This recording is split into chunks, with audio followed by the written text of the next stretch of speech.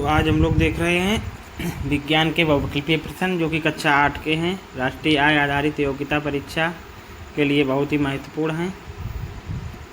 इसमें पहला प्रश्न है, आधुनिक संचार का माध्यम है इंटरनेट, कबूतर, पत्र, इनमें से कोई नहीं। तो आधुनिक संचार का माध्यम इंटरनेट है। इसकी सहायता से हम किसी भी संदेश को बहुत ही कम समय में भेज सकते हैं। तो पहला आंसर हो गया इंटरनेट। इसके बाद अगला प्रश्न है, भारतीय अंतरिक्ष कार्यक्रम के जनक। 4 ऑप्शन दिए गए, Harvard Michael, Aryabhatta, doctor Vikram Sarabhai, इनमें से कोई नहीं। इसका सही उत्तर होगा डॉक्टर विक्रम साराभाई। अगला प्रश्न है, सूचना और संचार प्रौद्योगिकी जिसकी फुल फॉर्म है information and communication technology ICT, इसकी स्थापना कब हुई थी? तो ये 2004 में हुई थी। अगला प्रश्न है, ऊर्जा का नवीकरणीय स्रोत है। तो नवीकरणीय स्रोत वो स्रोत होते हैं जिनका प्रकृति में अपार भंडार है और जो लगभग कभी ख़त्म नहीं होते हैं, जिनकी मात्रा सीमित है, वो अनवीकरणीय स्रोत कहलाएंगे। तो इसमें पेट्रोल, LPG, डीजल, इनकी मात्रा प्रकृति में सीमित है, लेकिन सौर ऊर्जा जो है असीमित मात्रा में है। अतः इसका उत्तर सौर ऊर्जा होगा। सौर ऊर्जा का नवीकरणीय स्रोत हो गया। इसमें पवन ऊर्जा आ जाएगा, वन आ जाएंगे, पानी आ जाएगा। अच्छा हाँ, नीचे ये दिया गया है ऊर्जा के स्रोत नवीकरणीय और अनवीकरणीय। तो इसमें से एक प्रश्न आएगा ही आएगा, कोई रोक नहीं सकता है। परीक्षा में नवीकरणीय और अनवीकरणीय में हर साल आता है एक प्रश्न। तो नवीकरणीय स्रोत में ये दिया गया है पवन ऊर्जा, सूर्य ऊर्जा, पृथ्वी, वन, जल और जैव। और अनवीकरणीय स्रोत में दिया गया है पेट्रोल, कोयला, केरोसिन जिसे मिट्टी का तेल बोलते हैं, और रसोई गैस जिसको LPG बोलते हैं। तो ये ऊर्जा के सभी अनवीकरणीय स्रोत हैं। इसमें से एक प्रश्न आएगा ही आएगा। अगला प्रश्न, थर्माकोल का दूसरा नाम क्या है? थर्माकोल दरअसल एक तरह की प्लास्टिक है।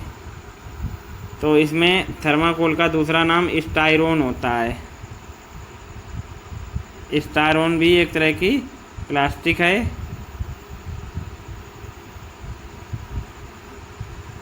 और ये इसका प्रयोग जो होता है, जैसे टीवी है, फ्रिज है, और कई भी वॉशिंग मशीन है, और कई भी इलेक्ट्रॉनिक सामान आता है उसका केस बनाने में, जिससे वो खुरचे ना, उनमें चोट ना किसी प्रकार की पहुँचे, डैमेज ना हो, इसके लिए ये थर्माकोल लगाया जाता है। सफ़ेद रंग का होता है, जल में अघुलनशील, लेकिन अल्कोहल और पेट्रोलियम पदार्थों में घुलनशील होता है। तो इसका सही आंसर स्टायरोन होगा। अगला प्रश्न, पौधों का मुख्य पोषक तत्व है। इसमें 4 विकल्प हैं, गंधक, नाइट्रोजन, ऑक्सीजन, कार्बन। तो पौधों का मुख्य पोषक तत्व नाइट्रोजन होगा, जिसकी कमी से पत्तियां पीली पड़ जाती हैं। अगला प्रश्न है, फेरिक ऑक्साइड मिलाने से कांच का रंग कैसा होता है या निर्मित कांच होता है? तो ये देखो, नीचे मैंने इसका स्क्रीनशॉट भी लिया है। फेरिक ऑक्साइड मिलाने से कांच कैसा होता है? तो आगे पढ़ लेते हैं हम लोग। धूप के चश्मे क्यों लगाए जाते हैं? धूप के चश्मे आँखों की रोशनी, आँखों को सूर्य की गर्मी से बचाने के लिए लगाए जाते हैं। इन चश्मों में कांच में थोड़ा सा सीरियम ऑक्साइड मिला होता है, जिससे वह स्थायी रूप से रंगीन हो जाता है। धूप में ये चश्मे आँखों को राहत देते हैं, लेकिन धूप से छाया में आने पर साफ ना दिखाई देने के कारण ये अनुपयोगी हो जाते हैं। आजकल फोटोक्रोमिक कांच के लेंसों का उपयोग किया जाने लगा है। यह कांच में सिल्वर आयोडाइड मिला होता है। धूप में सिल्वर आयोडाइड विघटित होकर सिल्वर मनी चांदी आयोडाइड बनाता है, सिल्वर आयोडाइड बनाता है। सिल्वर की यह परत चश्मे के लेंसों को गहरा रंग प्रदान करती है। छाया में सिल्वर आयोडाइड पुनः संयोग कर सिल्वर आयोडाइड बना लेता है। छाया में सिल्वर तथा आयोडाइड पुनः संयोग कर सिल्वर आयोडाइड बना लेता है, जिससे लेंस पहले की तरह हल्के रंग के हो जाते हैं। स्थायी रूप से रंगीन कांच बनाने के लिए कच्चे माल की भट्टी में गर्म करने से पहले इसमें धात्विक ऑक्साइड मिलाते हैं। जैसे कोबाल्ट ऑक्साइड से नीले रंग के चश्मे होंगे, फेरिक ऑक्साइड से हल्के नीले रंग के तथा क्रोमियम ऑक्साइड से हल्के हरे रंग के, सीरियम ऑक्साइड तथा क्यूप्रस ऑक्साइड से पीले रंग का कांच बनाया जाता है। अतः हमारा प्रश्न था फेरिक ऑक्साइड मिलाने से निर्मित कांच होता है, तो इसमें दिया गया फेरिक ऑक्साइड, ये हल्के नीले रंग का होगा, तो वो आंसर हो जाएगा हल्का नीला रंग। खिड़कियों में प्रयोग किया जाता है। खिड़कियों में जो है साधारण या मृदु कांच प्रयोग किया जाता है। अगला प्रश्न, न्यूट्रॉन की खोज की है। हम लोग जानते हैं कि पदार्थ के 3 मूलभूत कण होते हैं, इलेक्ट्रॉन, प्रोटॉन, न्यूट्रॉन। जब इनकी खोज नहीं हुई थी तो परमाणु को ही अविभाज्य माना था। एक विद्वान हुए हैं वैज्ञानिक, उनका नाम था डाल्टन। डाल्टन ने कहा था कि परमाणु अविभाज्य है, इनको विभाजित नहीं किया जा सकता है, लेकिन बाद में उसके भी टुकड़े हो गए, इलेक्ट्रॉन, प्रोटॉन, न्यूट्रॉन। फिर माने जाने लगा कि इलेक्ट्रॉन, प्रोटॉन, न्यूट्रॉन यही मूलभूत कण हैं, लेकिन इनके भी टुकड़े किए जा सकते हैं। बाद में बहुत सी खोजें हुई, जैसे न्यूट्रिनो, एंटी न्यूट्रिनो, पॉजिट्रॉन, ये सब इन्हीं से बनने वाले कण हैं। लेकिन अभी तक अगर परीक्षा में आए तो हम लोग यही लगाएंगे कि ये इलेक्ट्रॉन, प्रोटॉन, न्यूट्रॉन जो हैं मूलभूत कण हैं। इलेक्ट्रॉन की खोज जो है जे थॉमसन ने की थी। न्यूट्रॉन की खोज जो है चैडविक जी ने की थी, और जो प्रोटॉन की खोज है गोल्डस्टीन ने की थी। किसी किसी किताब में रदरफोर्ड मिलता है। खोज तो गोल्डस्टीन ने की थी, रदरफोर्ड ने उनका नाम रखा था। तो न्यूट्रॉन की खोज चैडविक जी ने की थी। इसके लिए एक ट्रिक है, ईट पग नाच। ई मतलब इलेक्ट्रॉन, टा से मतलब थॉमसन, तो इलेक्ट्रॉन की थॉमसन ने खोज की। पग, पा से मतलब प्रोटॉन, गा से मतलब गोल्डस्टीन, तो प्रोटॉन की खोज गोल्डस्टीन ने की। और ना से मतलब न्यूट्रॉन, चा से मतलब चैडविक, तो न्यूट्रॉन की खोज चैडविक जी ने की। तो इस तरह से ईंट पग नाच, तो रदरफोर्ड जी ने उसका नामकरण किया था, प्रोटॉन का नामकरण, लेकिन गोल्डस्टीन जी ने खोज की उसकी। इस तरह से प्रोटॉन की खोज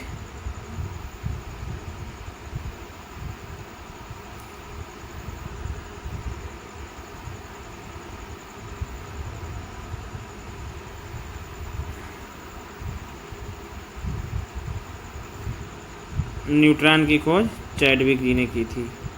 किसी तत्व के वे परमाणु जिनकी परमाणु संख्या समान होती है परंतु द्रव्यमान संख्या भिन्न होती है, ऐसे तत्व जो हैं समस्थानिक कहलाएंगे, जिनमें परमाणु संख्या समान होगी लेकिन द्रव्यमान संख्या भिन्न भिन्न होगी। लेकिन यदि यही उल्टा इसका होता, परमाणु संख्या भिन्न भिन्न हो और द्रव्यमान संख्या समान हो, तो समभारिक कहलाएंगे। अगला प्रश्न है, जल में ऑक्सीजन की संयोजकता होती है। इसका आंसर होगा 2। जल में ऑक्सीजन की संयोजकता 2 होती है। सूत्र होगा H2O। संयोजकता की परिभाषा होती है हाइड्रोजन परमाणुओं की वह संख्या जो किसी तत्व के एक परमाणु से संयोग करे। इसमें हम देखते हैं H2O जल में हाइड्रोजन के 2 परमाणु हैं जो कि ऑक्सीजन के एक परमाणु से संयोग कर रहे हैं, अतः हाइड्रोजन की संयोजकता 1 और ऑक्सीजन की संयोजकता 2 हो जाएगी। अगला प्रश्न है, न्यूट्रॉन पर कितना आवेश होता है। तो न्यूट्रॉन पर कोई आवेश नहीं होगा, ये बिल्कुल आवेश रहित कण होता है, इस पर कोई आवेश नहीं होता। Electron, proton, neutron.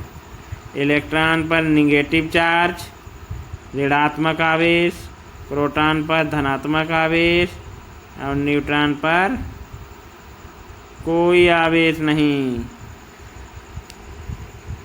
तो इस तरह से इलेक्ट्रॉन विद्युत रूप से ऋणात्मक तत्व होता है, प्रोटॉन धनात्मक होगा और न्यूट्रॉन पर कोई आवेश नहीं होगा, मतलब ये उदासीन कण होता है। किसी तत्व के नाभिक में केवल न्यूट्रॉन और प्रोटॉन पाए जाएंगे, इलेक्ट्रॉन उसके बाहर विभिन्न कक्षाओं में चक्कर लगाएंगे। तो इस तरह हमारा उत्तर होगा न्यूट्रॉन पर आवेश होता है, कोई आवेश नहीं। अगला प्रश्न है, निम्नलिखित वस्तुओं में कौन सी वस्तुओं में जंग लगता है। अब जंग लगने के लिए हम जानते हैं कि नमी की आवश्यकता और ऑक्सीजन की आवश्यकता हो। तो लोहे में जंग लगने के लिए लोहा नमी मतलब जल और ऑक्सीजन से क्रिया करके फेरिक ऑक्साइड बनाएगा, जो कि उसमें जंग लगने के लिए आवश्यक है। तो किसी चीज़ को खुले स्थान पर छोड़ दो या लोहे की छड़ को खुले स्थान पर छोड़ दो तो उसमें जंग लग जाएगी, क्योंकि वातावरण से नमी को ग्रहण कर लेगा, ऑक्सीजन उसमें पहले से मौजूद है। अगला प्रश्न, बॉक्साइट किसका अयस्क है। ये प्रश्न बहुत बार आया है। तो एल्यूमिनियम का अयस्क है बॉक्साइट। यहाँ हम बता देते हैं अयस्क क्या होता है। ऐसे खनिज जिनकी सहायता से या ऐसे खनिज जिनसे धातुओं का निष्कर्षण कम समय में, कम लागत में और आसानी से निकाला जा सके, उस धातु का अयस्क कहलाएगा। जैसे यहाँ बॉक्साइट दिया गया है एल्यूमिनियम का अयस्क, तो बॉक्साइट की सहायता से हम एल्यूमिनियम का निष्कर्षण बहुत ही आसानी से, कम समय में और कम लागत में निकाल सकते हैं, इसलिए बॉक्साइट जो है एल्यूमिनियम का अयस्क हुआ।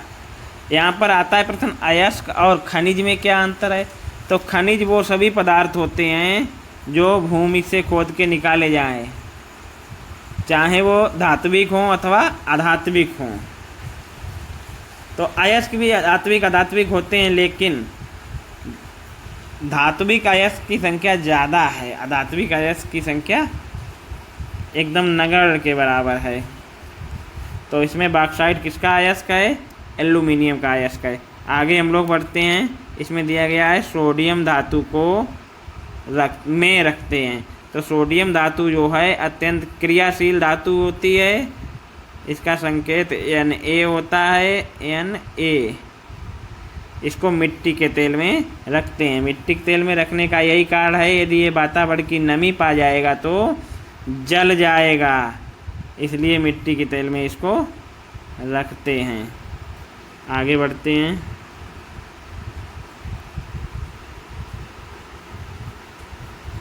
जंग लगने के लिए आवश्यक है।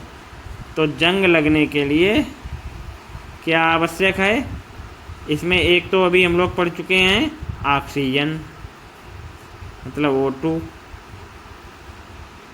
और दूसरा जल या नमी।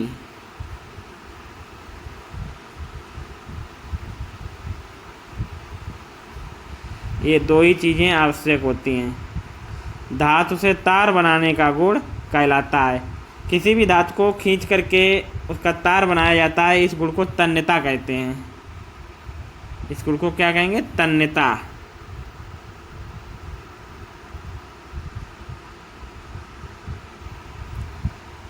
तन्यता कहलाएगा। यहीं पर हम लोग देख लेते हैं कि धातुओं को पीट करके चादर बनाई जा सकती है, इस गुण को आघात वर्धनीयता कहते हैं। आघात करके, चोट करके उसको चादर बनाते हैं, तो इसको आघात वर्धनीयता कहते हैं। जिन खनिजों से धातु का निष्कर्षण किया जाता है उन्हें क्या कहेंगे? अभी हम लोग पढ़ चुके हैं, अयस्क कहेंगे। अयस्क।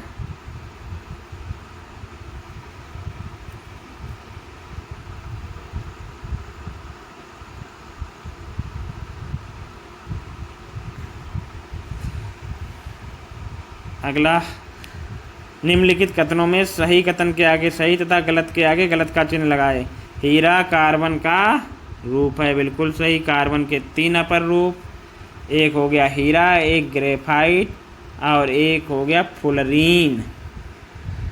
हेमेटाइट एल्यूमिनियम का अयस्क है, बिल्कुल गलत।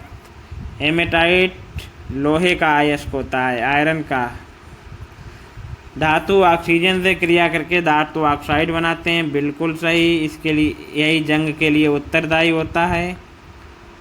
क्वार्ट्ज खनिज धात्विक खनिज है, क्वार्ट्ज धात्विक खनिज नहीं है। संगमरमर चूने के पत्थर से बनता है, बिल्कुल सही आंसर। आगे बढ़ते हैं।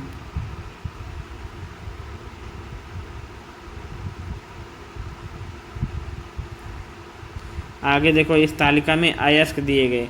मैग्नीशियम का मैग्नेसाइट, ये कार्बोनेट अयस्क है। जिंक का कैलेमाइन, ये भी कार्बोनेट अयस्क है। लेड का गैलेना, ये बहुत इम्पॉर्टेंट है। गैलेना और लेड ये बहुत पूछा जाता है। गैलेना किसका अयस्क है? लेड का, सल्फाइड अयस्क होता है ये। कापर का कापर ग्लांस, ये भी सल्फाइड अयस्क है। आयरन का हेमेटाइट, एल्यूमिनियम का बॉक्साइट, सिल्वर का अर्जेंटाइट, कैल्शियम का जिप्सम। जिप्सम जो है कैल्शियम का अयस्क होता है। कैल्शियम का अयस्क जिप्सम होता है। जिप्सम का सूत्र बहुत पूछ देते हैं परीक्षाओं में। CaSO4 × 2 H2O, ये सल्फेट अयस्क है। अगला प्रश्न है, सूक्ष्म जीव पाए जाते हैं हवा में, मिट्टी में, पानी में, शरबत। अरे भाई, सूक्ष्म जीवों की तो पूरी दुनिया भरी पड़ी है, इसलिए ये हर जगह पाए जाते हैं, बिन बुलाए मेहमान होते हैं। टीबी तपेदिक रोग होता है, बहुत अच्छा प्रश्न परीक्षा में आएगा। टीबी एक तरह का रोग होता है जिसमें विशेषकर फेफड़ा नामक अंग प्रभावित होता है, लेकिन ये शरीर के किसी भी हिस्से में गांठ के रूप में हो सकता है, चाहे वो मस्तिष्क में हो या किसी भी अंग में हो, गांठ के रूप में टीबी हो सकता है। लेकिन ज़्यादातर केस में देखा जाता है कि टीबी जो है फेफड़ों का रोग है और ये जीवाणु द्वारा होता है। इसके जीवाणु का नाम होता है माइकोबैक्टीरियम ट्यूबरकुलोसिस। Mycobacterium tuberculosis. अगला प्रश्न, चना मटर की जड़ों को गांठों में पाया जाता है। चना मटर की जड़ों की गांठों में पाए जाने वाला जीवाणु है।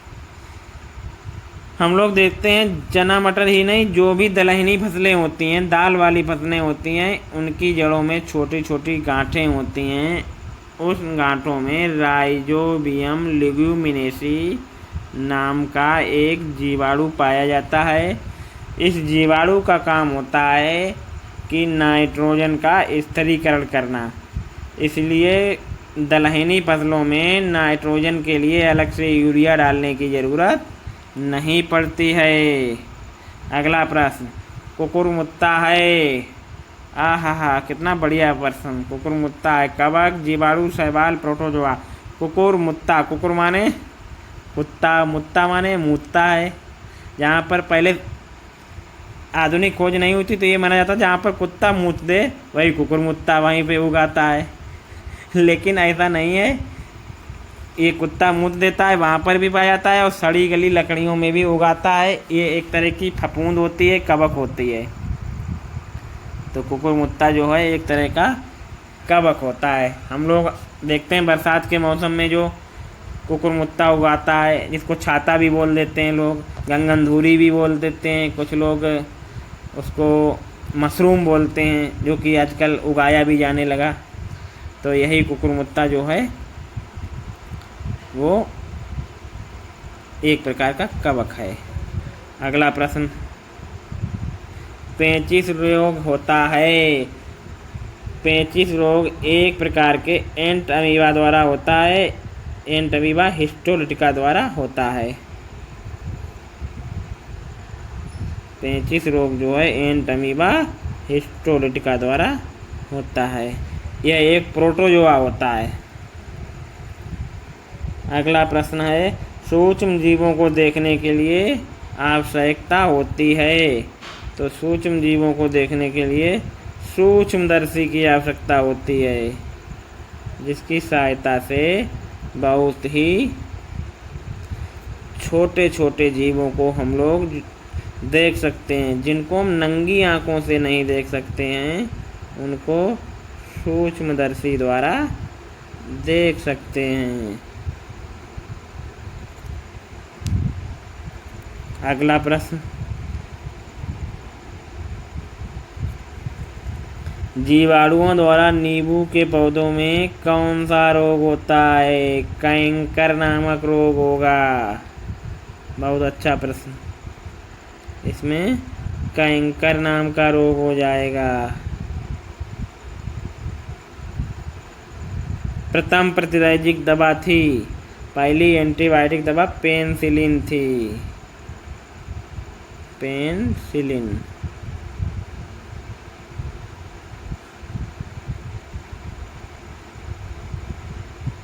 पहली एंटीबायोटिक पेनिसिलिन थी। डेंगू रोग टाइगर मच्छर के काटने से होता है, जिसको एडीज इजिप्ट मच्छर भी बोलते हैं। ये देखो यहाँ पर मैंने लिखे हैं, नींबू का कैंकर जीवाणु द्वारा। एक मिनट, इसमें यही प्रश्न था। जीवाणु द्वारा नींबू के पौधों में कैंकर नामक, बिल्कुल सही है। हाँ, ये कुछ रोग दिए गए हैं। ये तालिका बहुत इम्पोर्टेंट है, इसको बिल्कुल याद कर लेना। क्षय रोग, जिसको टीबी भी कहते हैं, तपेदिक भी कहते हैं, राजच्छिमा भी कहते हैं, जीवाणु द्वारा होती है। बचाव के उपाय, रोगी व्यक्ति को पूरी तरह से अन्य व्यक्तियों से अलग कर रखना। ऐसे खसरा, ये वायरस द्वारा होने वाला रोग है, विषाणु द्वारा। चिकन पॉक्स उसकी छोटी बहन है। पोलियो, ये भी विषाणु द्वारा होता है। इसमें हाथ पैर पतले हो जाते हैं, व्यक्ति चल नहीं पाता है, विकलांग हो जाता है। पोलियो ड्रॉप इसीलिए कहते हैं, पिलाना बहुत ज़रूरी है 0 से 5 साल तक के बच्चों को। हैजा जीवाणु द्वारा होता है। हैजा का जीवाणु विब्रियो कालेरी होता है। टाइफाइड, ये भी जीवाणु द्वारा होता है, इसको मियादी बुखार भी बोल देते हैं। इसके बाद हेपेटाइटिस वायरस द्वारा होता है। मलेरिया प्रोटोजोआ द्वारा होता है, जो कि मादा एनाफिलीज नामक मच्छर काट लेता है। अच्छा, मच्छर जो है मादा ही काटते हैं, नर मच्छर फलों का जूस चूसते हैं, वो मनुष्य का खून नहीं पीते हैं, मादाएं ही मनुष्यों का खून चूसती हैं। चिकनगुनिया विषाणु द्वारा। जापानी मस्तिष्क वायरस द्वारा। एक्यूट वायरस द्वारा। इंसेफ्लाइटिस वायरस द्वारा। सिंड्रोम कवक परजीवी स्पाइरोकीट्स द्वारा। इसके बाद कुछ पौधों के रोग दिए गए। गेहूं का गेरुई या किट रोग भी बोलते हैं, ये कवक द्वारा होता है। गेहूं का कंडुआ रोग, ये भी कवक द्वारा होता है। नींबू का कैंकर जीवाणु द्वारा। रिंग रॉट ऑफ पोटैटो, जिसको आलू में बिलगन भी रोग बोलते हैं, छोटे छोटे छल्ले पड़ जाते हैं आलूओं में, जीवाणु द्वारा होता है। तंबाकू का मोजेक रोग, बहुत इंपॉर्टेंट, वायरस द्वारा। लीफ कर्ल ऑफ कुकरबिट, लौकी में होता है, वायरस द्वारा होता है। लौकी क्या, बल्कि ये कुकरबटेसी कुल की जितनी भी फसलें होती हैं, लौकी है, कद्दू है, खीरा है, ककड़ी है, इन सब में ये रोग पाया जाता है। इनकी पत्तियों में लग जाता है ये रोग, घुंघराली पत्तियां होने लगती हैं। अगला प्रश्न, सूक्ष्म जीव पाए जाते हैं, ये वाला हो चुका, आई थिंक हो चुका, डबल हो गया ये पेज। हाँ, अगला प्रश्न, जंतुओं में निरंतरता के लिए आवश्यक है। तो जंतुओं में निरंतरता के लिए प्रजनन आवश्यक है। बाह्य निषेचन मेंढक में होता है। लैंगिक प्रजनन में भाग लेते हैं नर और मादा दोनों जंतु, एक नर एवं एक मादा जंतु। आंतरिक निषेचन होता है मादा शरीर के अंदर। मादा जननांग है, इसमें गर्भाशय हो जाएगा। किशोरावस्था की अवधि है 11 से 19 वर्ष। एस्ट्रोजन है, स्त्री हार्मोन्स है। पुरुष हार्मोन्स होता है टेस्टोस्टेरोन। सामान्यतः ऋतुस्राव प्रारंभ होता है, ये 11 से 13 वर्ष में प्रारंभ होता है। अगला प्रश्न, किशोरावस्था में स्वास्थ्य पोषण से संबंधित योजनाएं समेकित बाल विकास कार्यक्रम, राष्ट्रीय बाल कार्यक्रम, स्वास्थ्य कार्यक्रम, सर्व शिक्षा अभियान, ग्राम स्वास्थ्य पोषण दिवस, उपर्युक्त सभी, ये सभी योजनाएं जो हैं बाल स्वास्थ्य या किशोरावस्था स्वास्थ्य से संबंधित हैं। विश्व जनसंख्या दिवस मनाया जाता है, ये 11 जुलाई को मनाया जाता है। हड्डियों, जोड़ों या मांसपेशियों की अक्षमता को कहते हैं।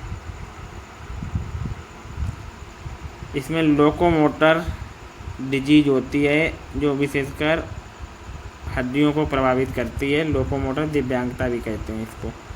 विश्व दिव्यांग दिवस ये 3 जनवरी को मनाया जाता है।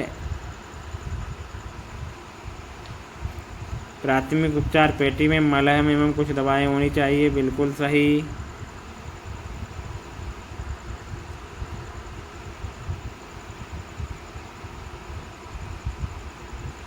एंटीसेप्टिक क्रीम संक्रमण से बचाने के लिए उपयोग की जाती है, बिल्कुल सही।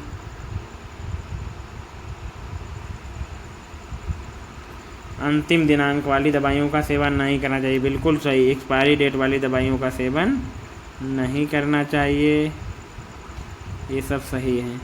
इसके बाद डिस्ग्राफिया सुसंगत ढंग से न लिख पाने की क्षमता है, बिल्कुल सही है भी।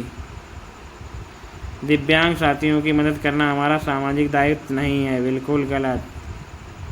मानसिक दिव्यांगता से पीड़ित व्यक्ति की बुद्धि लब्धि सामान्य से काफ़ी अधिक होती है, ऐसा नहीं होता है। मानसिक दिव्यांगता से जो व्यक्ति पीड़ित होता है उसकी IQ लेवल जो है सामान्य व्यक्ति से काफ़ी कम होता है।